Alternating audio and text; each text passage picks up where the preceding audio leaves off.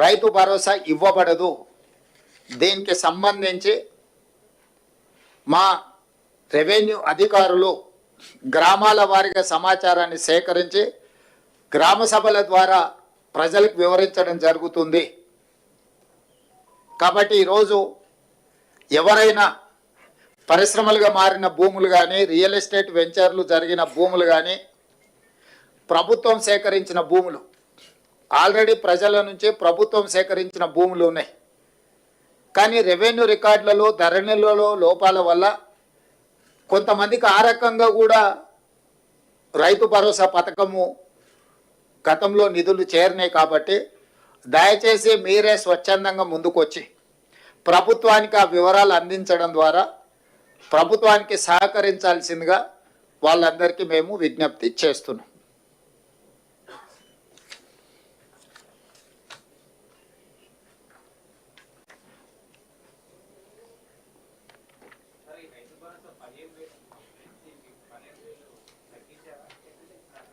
పెంచినాం, 10,000 నుంచి 12,000కు పెంచినాం. ఇప్పుడు వెసులుబాటును, ఆర్థిక పరిస్థితులు, మనకున్న వెసులుబాటును బట్టి 10,000 నుంచి 12,000 రూపాయలకు పెంచుకోవడం జరిగింది. అదేవిధంగా భూమి లేని వ్యవసాయ కుటుంబాలకు కూడా 12,000 రూపాయలు ఇవ్వాలని నిర్ణయించుకోవడం జరిగింది. ప్రభుత్వానికి ఉన్న ఆదాయ వనరులను ప్రభుత్వం ఆదాయం పెంచడం, పేదలకు పంచడం మా ప్రభుత్వం యొక్క విధానం.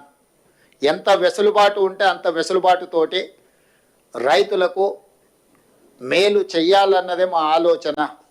దాంట్లో భాగంగానే గత ప్రభుత్వం 10,000 రూపాయలు మాత్రమే ఇస్తే మా ప్రభుత్వం 12,000 రూపాయలను ఇవ్వడం జరిగింది.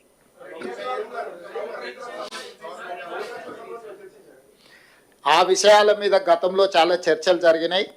ఇప్పుడు ఎందుకు అని అంటే జనవరి 26 నుంచి అమలు చేయాలి. కాబట్టి ఇప్పుడు ఉన్న సమాచారం మేరకు, అధికారుల దగ్గర, ప్రభుత్వం దగ్గర ఉన్న సమాచారం మేరకు రైతు భరోసా పథకము, రైతు ఇందిరమ్మ ఆత్మీయ భరోసా పథకాన్ని అమలు చేయాలని ఈ మంత్రివర్గం నిర్ణయం తీసుకున్నది.